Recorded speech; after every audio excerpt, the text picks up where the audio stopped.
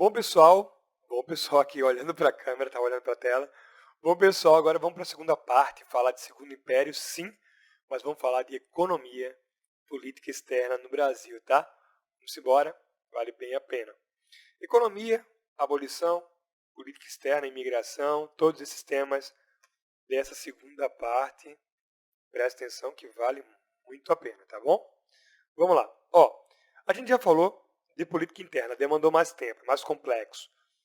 Eleições do cacete, falamos de revoltas liberais, Sorocaba, Barbacena, falamos de Revolução Praieira, falamos de parlamentarismo às avessas, fizemos as revisões ali sobre o golpe da maioridade, enfim. Agora vamos falar de economia, competência 4 do Enem. Pessoal, vê só. O segundo reinado, ele foi caracterizado por duas forças motores ali, dois carros principais. De um lado o café e do outro lado o surto industrial, tá? A industrialização temporária do Brasil. De fato, a gente pode dizer que houve uma modernização da economia brasileira nesse período. Então vamos começar a entender os principais traços dessa época.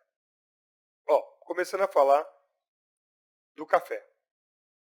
Aqui, economia, café. Pessoal, o café nessa época, ele foi considerado o ouro negro do Brasil, tá? O ouro negro. Por que o ouro negro? Cara, porque ele substituiu ali a última grande economia do Brasil, que tinha sido a mineração, né? Vamos lembrar dos principais ciclos econômicos. Pau-Brasil, lá no período pré-colonial, de 1500 a 1530. Depois vem a colonização do Brasil, de fato, com as capitanias hereditárias. E aí o açúcar vai bombar, principalmente onde? Nas capitanias que mais prosperaram, lembra? Pernambuco, São Vicente, Bahia também depois. Então, você vai ter aquele eixo ali, São Paulo e o Nordeste principalmente. Depois você vai ter algumas economias consideradas secundárias, drogas do sertão lá no norte, lembra? Tivemos também o algodão, o fumo muito forte, o algodão que bombou depois da Revolução Industrial, produção de tecidos, o fumo que teve uma importância muito forte ali justamente durante as trocas, a escravidão, a troca de fumo por escravos lá na África. Então, presta bem atenção num outro detalhe importante aqui, tá? Muito importante. Depois veio a mineração, né, com a crise do açúcar, a expulsão dos holandeses. Lembra que os holandeses levaram açúcar para as Antilhas? E aí nós tivemos a concorrência antiliana, que quebrou de alguma maneira, durante um tempo, a concorrência pernambucana, enfim, a nordestina, porque o preço internacional do açúcar caiu 50% devido à grande oferta dos holandeses lá na América Central, nas Antilhas. E aí a gente teve ali, né, a mineração. Depois da crise da mineração, lembra que a mineração foi uma economia muito, eu diria, incipiente, muito rápida, enfim, foi um surto, foram 50 anos. Depois o Brasil volta para a cana-de-açúcar de alguma maneira, para o algodão, mas nunca mais o Brasil tinha, de alguma maneira, bombado. Então, assim, bombado eu digo, tido um carro-chefe, uma grande economia. Então, o próximo ciclo vai ser o café. E é importante que se diga o seguinte, o café se beneficiou de alguns fatores, tá? A gente vai precisar falar um pouquinho de como é que estava o mundo lá fora, para entender justamente como é que estava a dinâmica do café. Observa aqui no slide, vou marcar aqui para vocês, ó. Nessa época, a gente tinha o advento da segunda revolução industrial. E se a gente lembrar muito bem, ó, o que foi a segunda revolução industrial, pessoal? A gente teve a expansão da indústria por todo o hemisfério norte. Lembra que até eu costumo fazer esse desenho aqui, ó. Vou tentar fazer, tá? Lembra que a gente acaba tendo a divisão internacional do trabalho, né? O norte com os países industrializados e o sul com aqueles países que eram fornecedores de matéria-prima, mão de obra e mercado consumidor. E a gente vai ter, inclusive, nessa busca por mercado consumidor, mão de obra e matéria-prima, no final do século XIX, aquele processo de conquista, o norte novamente conquistando o sul, que é o que a gente vai chamar de alguma maneira de neocolonialismo ou imperialismo do século XIX. Os países europeus tentando suprir essas três necessidades, vamos lembrar de novo, matéria-prima, mercado consumidor e força de trabalho de mão de obra. E aí, pessoal, o que acontece? Com a segunda revolução, se você tem mais indústria no norte, então o que vai acontecer? Você vai ter maior concentração de capital no norte. Deixa eu ver se eu consigo desenhar aqui um cifrão. maior concentração de capital, tem mais dinheiro rolando no norte. E aí com esse mais grana, você começa a ter mais bancos, capitalismo financeiro, conglomerados, empresas dominando o mercado. Essas empresas que dominam o mercado acabam dando origem ao capitalismo monopolista. Então, além de mais grana circulante, você acaba tendo o quê? Um aumento da massa do operariado na Europa. Você acaba tendo mais trabalhadores, embora pobres. Mas se você tem mais pobres, né, ganhando pouco, você tem mais gente consumindo um pouquinho. E o café acaba, devido à grande oferta que havia no Brasil, se popularizando. Ele é barato na Europa e tal. Antes era muito caro, depois ficou mais acessível. Então o café ele começa a ser utilizado primeiro como uma bebida que cai no gosto das populações europeias, dos Estados Unidos também, mas sobretudo por suas propriedades medicinais. Era muito comum dizer que o café tinha 1 milhão de benefícios para a saúde, né? Seja de ampliar o potencial de inteligência do indivíduo, melhorar o humor do indivíduo, combater doenças do fígado, doenças de articulação, de circulação, até afrodisíaco. Né? Era o Viagra da época, o café Viagra na Europa. Então tudo isso fez com que o café, ganhasse grande popularidade. E o Brasil acaba sendo, dentro dessa dinâmica, né, do Sul ser fornecedor de produtos primários, matéria-prima, o Brasil acaba, né, ganhando muito espaço no hemisfério norte vendendo esse produto. Bom, outra coisa muito importante que vai contribuir para o café bombar no Brasil nessa época, além do aumento do consumo, é a crise no Haiti. Eita, deixa eu tentar riscar aqui melhor. É bom lembrar que o Haiti ele ficou independente, tá? Há pouco tempo, não tão pouco, mas historicamente pouco tempo. Deixa eu tentar riscar. Eu não consigo usar a caneta, cara, tão bem, mas é para vocês lerem, né? Em 1804, o Haiti ficou independente. Foi uma independência diferente dos demais, né? O Haiti ele fica independente pela mão dos escravos, tá? É uma independência que cria um processo muito atípico. Os escravos tomam poder, pegam em armas, expulsam os franceses, que o Haiti era uma colônia francesa, e o Haiti, por ser uma república negra, ele acaba sofrendo muita oposição na Europa, né? O Congresso de Viena, que combate ali os movimentos de independência porque defende o antigo regime. Então os europeus imediatamente eles acabam fazendo um boicote à economia haitiana. Eles não querem comprar produtos do Haiti, uma república negra. E o Haiti, que tinha a maior produção de café, açúcar, fumo, naquela época, acaba entrando em crise total. Tá? E aí esse boicote ao Haiti vai favorecer muito o Brasil. Então, a segunda revolução amplia o consumo no hemisfério norte e o Haiti, por sua vez, sai da jogada. O Brasil passa a ser a grande potência agrícola. Nessa época, deixa eu tirar minha imagem aqui da frente, dessa fotinha.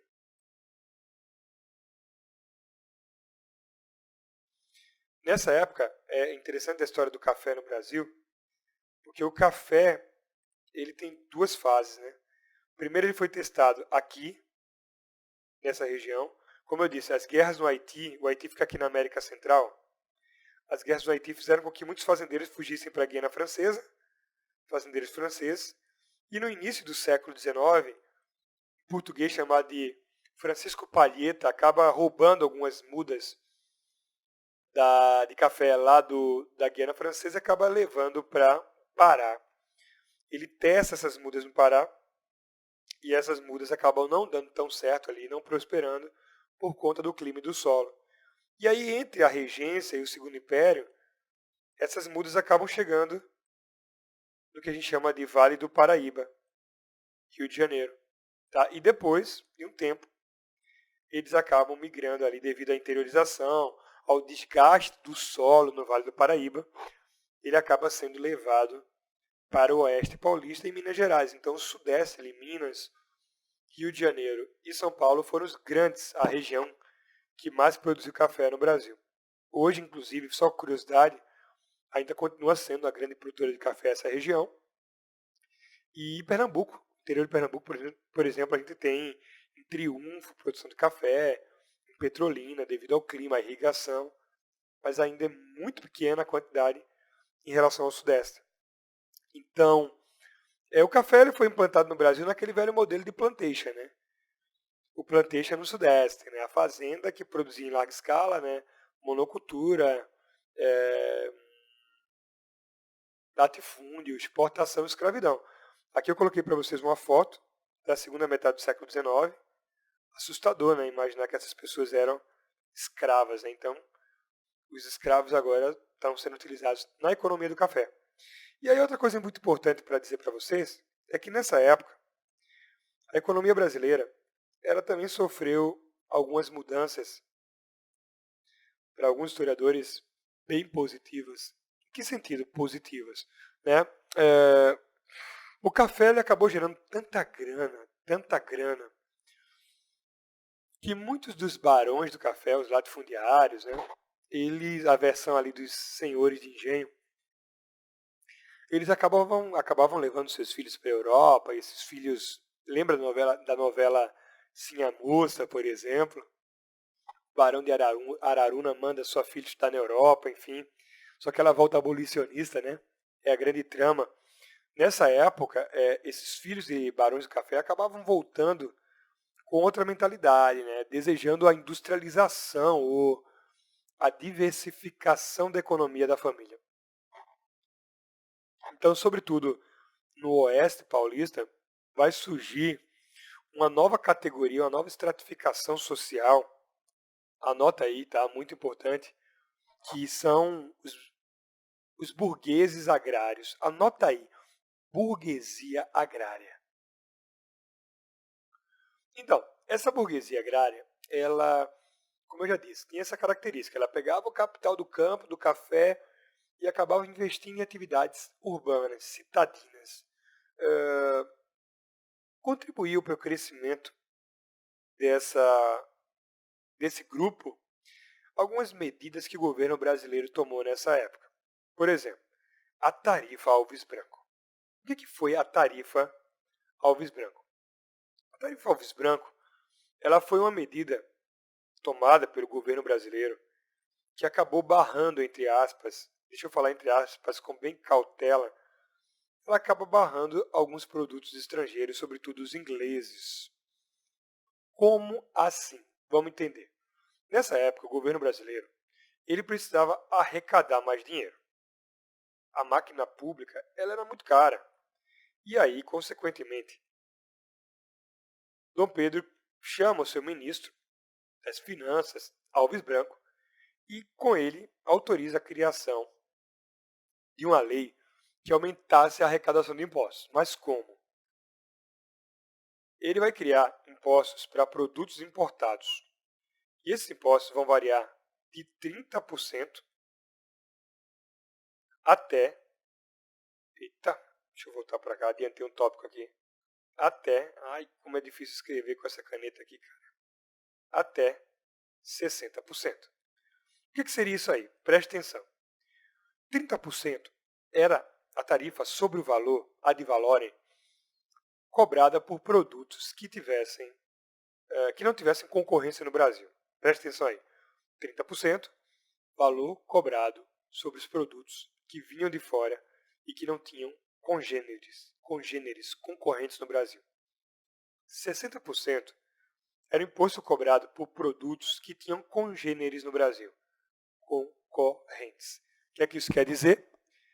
De alguma maneira, Dom Pedro ele vai aumentar a arrecadação, porque ele aumenta abruptamente a cobrança de impostos.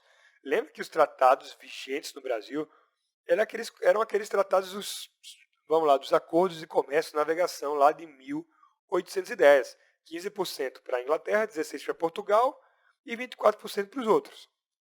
Saltou para 30%. E se fosse concorrente, o produto, 60%. De alguma maneira, quando você observa que ele diz que 60% para os produtos que concorrem com o Brasil, isso é um protecionismo. Então a gente vai dizer que a tarifa Alves Branco aumenta a arrecadação de impostos no Brasil e, ao mesmo tempo, aumenta as barreiras alfandegárias, o protecionismo, fazendo com que produtos estrangeiros entrem em menor quantidade no Brasil e, consequentemente, surja uma indústria brasileira. Então, nessa época, a gente vai ter o que a gente chama de Era de Mauá. O que é a Era Mauá aqui? A Era Mauá é justamente o período que vai da Tarifa Alves Branco, 1844, quando ela foi aprovada, até a Lei Silva Ferraz, 1860. O que é a Lei Silva Ferraz? É uma lei que vai decretar o quê? A redução das tarifas de importação. Algumas vão até zero. É bom lembrar o seguinte, que havia um contexto aí dentro, tá? Nesse período.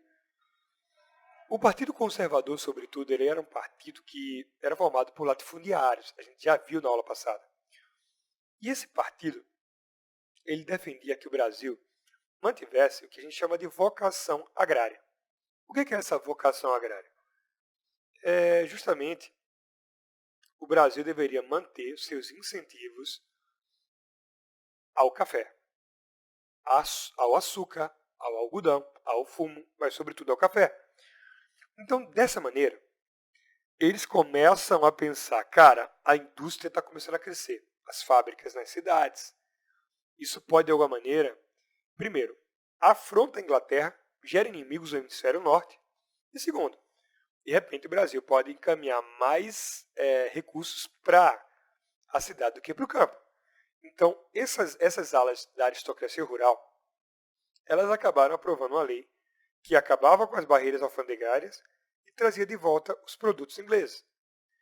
Nesse meio, como eu já falei, entre a tarifa Alves Branco e a Lei Silva Ferraz, nós tivemos justamente o advento aí do Barão de Mauá, que foi um grande empreendedor no Brasil. O cara saiu do Rio Grande do Sul pobre, foi para o Rio de Janeiro, virou contador de uma empresa de importação, morou alguns anos na Inglaterra, depois voltou ao Brasil já com uma visão de mundo gigantesca, de economia, de macroeconomia, de conversão de moedas, de sistema financeiro. Esse cara acabou criando várias fábricas no Brasil, desde fábricas de xícaras, cristais, estaleiros, construiu ferrovias para transportar o café para o litoral, empresas de comunicação, tinha o Banco Mauá. Então, o Barão de Mauá ele se beneficiou muito da tarifa Alves Branco, do protecionismo. Mas ele acabou sendo, eu diria, boicotado, enfim, prejudicado pela Lei Silva Ferraz, intencionalmente, pelo Congresso Brasileiro. Ele entra em falência a partir de 1860. Alguns dizem que também isso veio de uma pressão muito grande da Inglaterra contra o nosso Congresso. A Inglaterra começou a exigir que o Congresso brasileiro aprovasse uma lei que permitisse novamente a entrada de seus produtos, e permitiu. E aí Mauá acaba vendendo todas as suas propriedades, endividado, morre apenas com a fazenda, mas é considerado um dos caras mais ricos da época, foi considerado o cara mais rico da América do Sul, para ter ideia. Teve banco até nos Estados Unidos. Então o Estado brasileiro acabou derrubando o Barão de Mauá e acabou com o que a gente chama de surto industrial, esse período em que Mauá liderou a economia brasileira e pregou a industrialização do Brasil. Bom, vamos passar para a próxima etapa, que é justamente a abolição da escravatura. Bom, vamos lá. Após a economia, café, o surto industrial, um outro tema muito importante do segundo reinado é justamente o processo de abolição que a gente viu nesse período, né? Bom, quais foram as principais leis? Como aconteceu? Vamos entender a partir de agora. Observe o seguinte, saca só. Olha essa imagem aqui. Em primeiro lugar, deixa eu botar para cá. Pronto, eu vou ter que encontrar um lugar para mim aqui. Eu acho que vou ter que ficar bem pequeno. Deixa eu primeiro ficar um pouquinho aqui em cima dessa imagem. Sei lá. Ficar entre os dois para ninguém dizer que eu estou sendo... tá botando um em detrimento do outro. Aqui no meio tá bom. Vamos lá. Pessoal. O processo de abolição da escravatura é muito comum dizer que ele vai ali de 1850 até 1888, 38 anos. Mas eu diria que ele é um pouquinho mais antigo que isso. Em 1831, já se registrou a primeira lei que foi fruto, uma resposta à pressão inglesa. É bom lembrar que no período ali de segunda Revolução Industrial, a Inglaterra está buscando mercados consumidores e ela começa a defender o fim da escravidão no hemisfério sul, enfim, para poder buscar justamente essa ideia, né? Quanto menos escravos, mais gente trabalhando, mais gente recebendo grana e comprando os produtos ingleses. Então, em 1831, o governo brasileiro, diretamente pressionado pelo governo inglês, ele aprova o que a gente chama de Lei Feijó. A Lei Feijó, ela diz o seguinte: a partir de agora, não se pode mais entrar escravo no Brasil. Então, teoricamente, ela acaba com o tráfico no Brasil. E ela diz mais, que todo escravo que entrar a partir daí está automaticamente liberto. E todo escravo que não tiver devidamente registrado, mediante órgãos do governo, enfim, também estará automaticamente liberto. Só que essa lei não foi colocada em prática, e é por isso que a gente chama de lei para inglês ver. É um conceito muito comum que diz o seguinte: é aquela lei que não saiu do papel. Beleza? Em seguida, em 1845, a Inglaterra, bastante irritada com a tarifa Alves Branco do ano anterior, de 1844, a Inglaterra ela vai pressionar o Brasil novamente. Vai dizer, ó, cara, vamos acabar com esse tráfico aí. Por quê? Porque, obviamente, a tarifa Alves Branco fez com que o Brasil começasse a ter uma incipiente indústria interna, que depois vai crescer, e a Inglaterra vai acusar o Brasil de usar mão de obra escrava para poder ter produto final com preço menor. Então, a Lei Bill Aberdeen é uma lei inglesa. Coloca aí, não esquece desse detalhe, não. É uma lei inglesa e é uma lei que vai dizer o seguinte, ó, a partir de agora a Inglaterra se roga no direito de fazer uma fiscalização no Oceano Atlântico, nas águas internacionais. Então a Inglaterra coloca suas embarcações para evitar que qualquer navio saísse da África e chegasse ao Brasil com escravos. E as punições eram severas, tá? Se a tripulação fosse encontrada com escravos em alto mar, essa tripulação era levada para ser julgada na Inglaterra. E não era incomum, por exemplo, muitos marujos, enfim, colocarem nos escravos pedras amarradas aos seus pés, que caso eles avistassem à distância ali uma embarcação inglesa, isso aqui é uma lupa, tá? Sei lá, telescópio, não sei, binóculo. Eles pegavam esses escravos, agora o tema é triste, e jogavam esses escravos no mar, com as pedras amarradas aos seus pés, e esses escravos afundavam. Era uma maneira de evitar que os corpos boiassem, que aquilo servisse de prova contra eles. Terrível. Essa lei, de fato, começa a pressionar o Brasil e tal, mas a primeira lei brasileira, nesse sentido, em 1850, é a Lei Eusébio de Queiroz. A Lei Eusébio de Queiroz, ela vai, de fato, acabar com o tráfico internacional. Coloca aí, o Brasil inibe o tráfico internacional de escravos, mas não inibe o tráfico interno, tá? Se liga nesse detalhe. Depois dessa lei que inibiu o tráfico internacional, a gente vai começar a perceber no Brasil uma migração do norte e nordeste para o sudeste.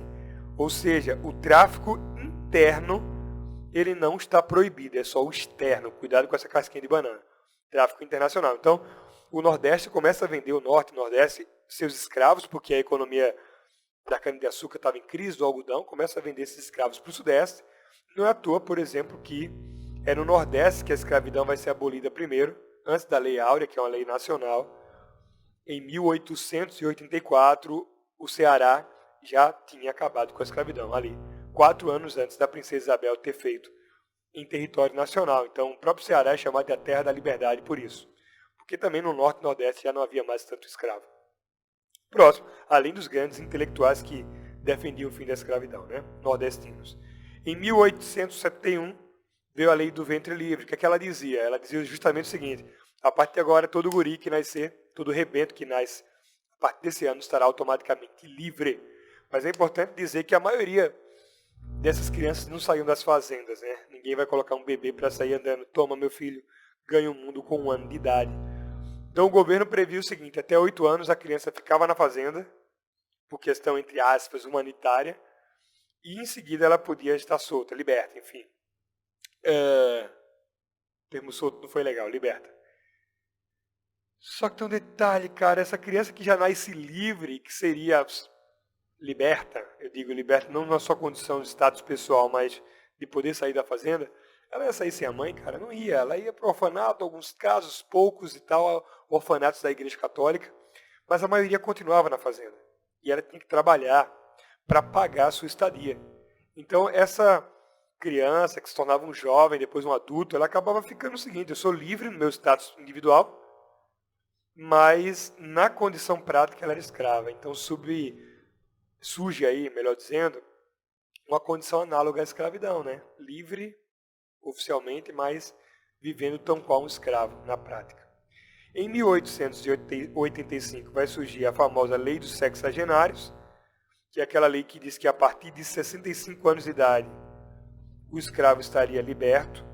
Mas é importante dizer que, cara, na prática, para muitos historiadores, a expectativa de vida do escravo era de 45 anos, então aquele escravo que chegasse a 85, ele chegava numa condição de saúde péssima. Então essa lei acabou, na verdade, beneficiando mais os senhores. Esse termo, né, nem é legal, eu não gosto de usar senhores, né? Dá o status de senhor esses caras que escravizavam aos proprietários, melhor dizendo, e aos barões do café. Por quê? Em geral, porque esses idosos, a partir de agora, não pertenciam mais a esses barões, então eles podiam despejar idosos nos meios aí, nos meios públicos, nas ruas, nas estradas, enfim, não eram punidos por isso. Então foi uma lei que, enfim, pesou muito mais a favor do proprietário, como as outras, né? A gente sabe na prática. E por fim, em 1888, dia 13 de maio, a assinatura da Lei Áurea. Então, a Lei Áurea foi a lei que revogou todas as leis em favor da escravidão, que libertou os escravos, e que, na verdade, libertou uma porcentagem muito pequena, porque, vamos pegar alguns livros aí, dizem que em 1850, quando veio a Lei Eusébio de Queiroz, o Brasil tinha 9 milhões de escravos, e essa quantidade foi caindo até 300 mil escravos. Então, assim, a ideia, se você perceber, era diminuir a escravidão de maneira gradual, segura para a economia. E quando houvesse a abolição definitiva, o governo indenizaria os proprietários e por isso diminuía ao máximo a quantidade de escravos para a indenização ser menor. Mas é importante dizer o seguinte, que já havia uma lei que dizia que os escravos deveriam, né, que não fossem registrados, que tivessem chegado depois dessa lei, deveriam ser libertos, a Lei Feijó. Então, embora a Lei Áurea tivesse liberto aí 300 mil escravos, não houve indenização, porque esses caras chegaram depois da Lei Feijó. Então, automaticamente o governo usou a Lei Feijó para não indenizar ninguém. Entendeu a sacada aí, a jogada, e acabou levando à fúria muitos proprietários. Então, vamos lembrar. Primeiro, a Lei Feijó, que não foi cumprida. A Lei Bill Aberdeen, que é uma lei inglesa. A Inglaterra fiscaliza ali o oceano, né? Depois a Eusébio de Queiroz, que é uma lei brasileira, que acaba de fato com a escravidão, o tráfico internacional, mas não inibe o tráfico interno nacional, ou seja, que vai levar uma movimentação de escravos do norte e nordeste para o sudeste. Depois vem a lei do ventre livre, que a gente sabe que na prática manteve muitos jovens na fazenda, na condição análoga à escravidão. A lei dos sexagenários, que libertou quase ninguém e que mais permitiu que os senhores, os proprietários, barões, jogassem os idosos nas ruas. E a Lei Áurea, que libertou a minoria, ou seja, essa lei também não criou nenhuma política de inserção desse negro, desse homem, dessa mulher, desse ser humano na sociedade. Então acabou que eles viraram ilhas, né? Porque o Brasil era racista, não tinha mercado de trabalho para eles, não tinha instrução. E aí começa aí, depois da escravidão, um processo de exclusão espacial, de favelização, periferização, enfim, de precarização do trabalho para esse negro agora liberto, esse ex-escravo, né? A princesa Isabel teve um papel muito importante na abolição da escravatura, né? Ela assinou, ela tinha na sua trajetória algumas iniciativas de comprar alforria de escravos e tudo mais, mas é bom também lembrar que houve a participação de outros homens, historicamente, Joaquim Nabuco, que inicialmente um abolicionista, a gente diria até moderado, mas depois radical a favor da abolição, Luiz da Gama, José do Patrocínio, homens que lutaram radicalmente contra a escravidão, que foram muito importantes no cenário da política brasileira, tá ok? Então, esse é o processo, vale muito a pena lembrar desses nomes e de todas essas leis aí, tá? Seguindo mais. Aqui a princesa Isabel com seu marido, o conde D, um francês. Aqui Dom Pedro, numa viagem, no momento em que ela abole a escravidão na Lei Áurea, ele estava externo aqui, ele estava lá isso aqui é na Itália, e a princesa Isabel teve autorização de assinar a lei, tá ok? Desculpa, tá ok? E aqui uma missa feita no dia 17 de maio, uma missa campal para comemorar a abolição da escravatura. Se vocês perceberem, nessa missa a princesa Isabel com destaque no meio da multidão aqui, ó, nessa posição aqui, tá? Aqui um zoom maior e algumas figuras importantes, por exemplo, Machado de Assis, que comemorou o fim da escravidão junto da princesa Isabel, José do Patrocínio, um abolicionista, um radical, né, de alguma maneira, e aqui eu sublinhei essa mulher só porque eu queria mesmo, porque ela é muito estranha. Parece um fantasma na foto, olha aqui, ó. Não dá pra ver, e aqui parece um fantasma. Vamos embora, cara. Vocês devem estar pensando que besteira, Pedro. A imigração. Pessoal, a imigração é um outro tema muito importante, tá? Nesse segundo bloco.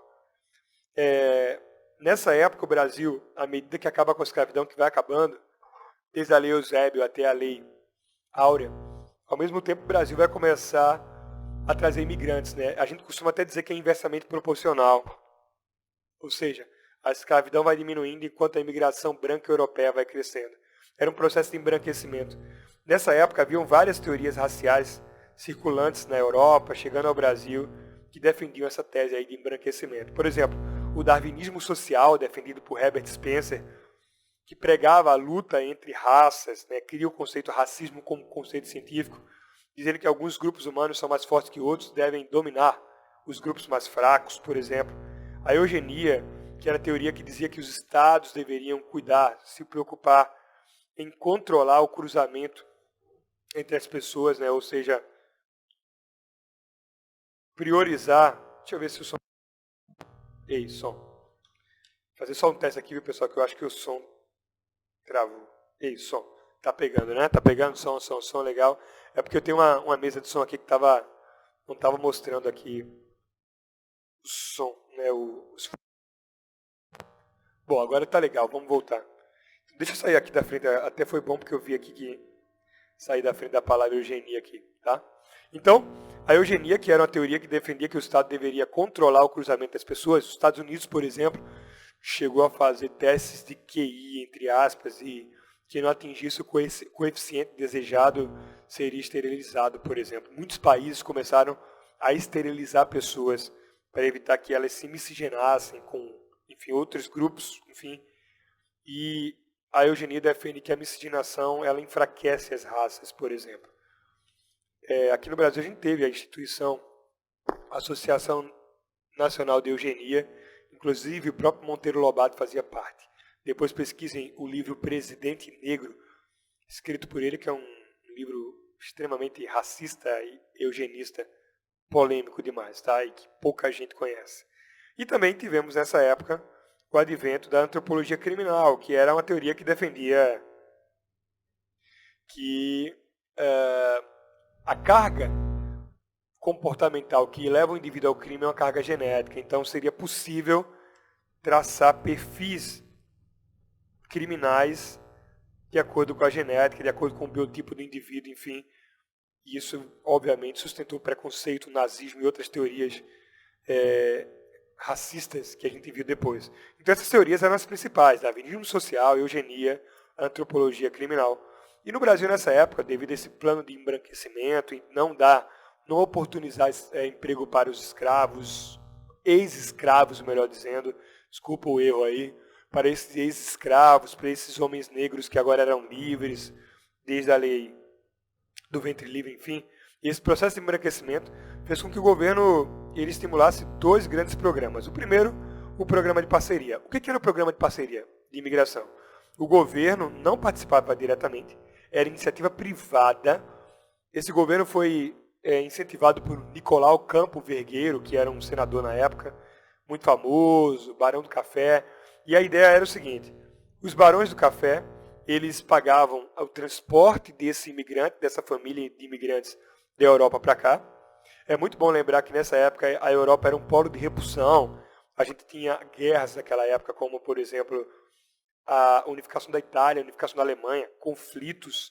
A gente também tinha a segunda revolução industrial, a mecanização do trabalho, que acabava gerando desemprego. E aí essas famílias acabavam vindo para a América. O Barão do Café trazia essa família e acabava cobrando 6% ao ano de tudo que ela produzia.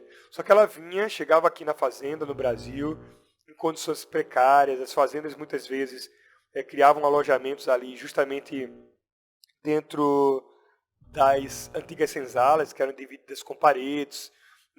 Esse cara não tinha o direito à liberdade religiosa, por exemplo. Ele tinha que seguir o catolicismo. Muitos eram protestantes, por exemplo, não podiam, os judeus não podiam. Né? E além disso, cara, era uma vida muito precária, porque os salários eram muito baixos. Né? Então, a gente teve até uma revolta contra esse modelo de imigração, que foi a famosa revolta de Ibicaba. A revolta de Ibicaba aconteceu justamente em 1856, na fazenda do senador Nicolau Campo Vergueiro. E essa revolta de Ibicaba, que foi liderada por um prussiano, que hoje a gente chamaria de alemão, né? Que a Prússia é a futura Alemanha, Thomas Davatz. Deixa eu tentar escrever, eu não sei usar essa caneta direito, eu ainda vou aprender, mas eu acho que você vai entender aí. Thomas Davatz, um imigrante prussiano, que se rebela na fazenda do Nicolau Vergueiro e acaba invadindo a casa dele, exigindo melhores condições de trabalho. No final das contas, eles serão presos, os envolvidos, e enviados de volta para a Europa. Thomas Davatz, esse imigrante, Davatz, ele acaba escrevendo um livro chamado de Memória de um Imigrante, que vai descascar o Brasil, vai denunciar tudo que acontecia de ruim com o imigrante. Isso vai, inclusive, levar o governo brasileiro a tomar medidas para melhorar a imagem do país. Nessa oportunidade, o governo prussiano acabou com a imigração para o Brasil. Proibiu, naquela época, o Otto von Bismarck, que era o primeiro-ministro da Prússia, acaba proibindo a imigração para o Brasil. Memórias de um imigrante. Então, esse sistema de parceria acaba com o tempo sendo abandonado, porque mancha a imagem do Brasil, e eu risquei aí. E aí vem o segundo sistema, de colonato ou de subvenção. O que é uma subvenção? Subvenção, corrige aqui, bota um U, tá? Subvenção. O sistema de subvenção é um sistema de patrocínio do governo. O governo vai patrocinar a vinda de imigrantes. O governo vai criar uma cartilha, fazendo propaganda do Brasil, vai pagar essas viagens. Quando o imigrante chegava no Porto de Santos, por exemplo, que foi o porto que mais recebeu imigrantes nessa época, italianos, alemães, espanhóis, portugueses, até japoneses depois, esse imigrante chegava no Porto de Santos e ele acabava sendo cadastrado pelo governo brasileiro e levado para fazendas onde, teoricamente, o governo brasileiro faria fiscalização. Não funcionou muito na prática, mas acabou melhorando a imagem do governo. Esse cara chegava aqui, ó, como está dito aqui, ó, ele passava um ano trabalhando, ele não precisava pagar taxas, ele tinha uma carência de um ano, e depois de um ano ele começava a pagar o governo. Outro detalhe interessante, esses imigrantes, além da carência de um ano, e a dívida não era com o fazendeiro, era com o governo, ele acabava ganhando o direito de produzir na fazenda, haveria um terreno para que eles produzissem artigos de subsistência. Então eles conseguiam vender, né, em algumas feiras alguns produtos e fazer uma renda a mais. Tá? Bom, outra coisa importante, é muito bom lembrar, também um detalhe que não pode fugir, que eu não coloquei aqui no slide, mas eu vou colocar aqui para vocês. Nessa época também, em 1850, surgiu uma lei. Ai meu Deus, está muito feio, cara. Dificuldade para escrever. Chamada de Lei de Terras. Coloca aí, tá? Anota, já que não está no slide. Vai ficar bem feiozinho aqui com a minha escrita. A Lei de Terras foi uma lei criada junto da Lei Eusébio de Queiroz. Está muito feio, né? Junto da Lei Eusébio de Queiroz. E essa lei vai dizer assim, ó, a partir de agora, terra no Brasil se torna mercadoria, tá?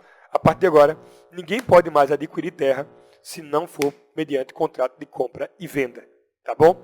Então, dessa maneira, o que é que vai acontecer? O governo brasileiro evita que os imigrantes viessem para o Brasil para virar proprietários de terra. Ele sabia que muitos eram agricultores na Itália, na Alemanha. O governo brasileiro faz de tudo para que o imigrante chegue aqui e substitua, na verdade, o escravo nas senzalas, trabalhando teoricamente por uma mixaria, por uma miséria de salário. Então, a Lei de Terras, ela proíbe a doação de terras, torna a terra uma mercadoria no Brasil e, consequentemente, se você se ligar, o Brasil acaba tendo um encarecimento do lote de terra e uma maior concentração fundiária a partir daí. Aqui, uma imagem dos imigrantes, aqui uma família suíça, e aqui, por exemplo, índios, né? Se vocês perceberem nessa época, fotos da época, alguns índios começaram dentro da marcha do café de interiorização, começaram a ser aculturados, e aqui, né, os índios Caiagang, e aqui outras tribos, aqui em Santa Catarina, por exemplo, os botocudos, acabaram sendo exterminados. Houve um genocídio indígena no Brasil nessa época. Bom, vamos para o próximo passo, que é, sim, mais um detalhe, desculpa aí, mais um detalhe. Outro político que se importou com a causa indígena, só no caso Dom Pedro, permitiu o extermínio e a aculturação, o Vargas permitiu a aculturação. Durante seu governo, Vargas incentivou com os irmãos Vilas Boas, tá? Ele incentivou a interiorização do país e a integração das nações indígenas através da aculturação.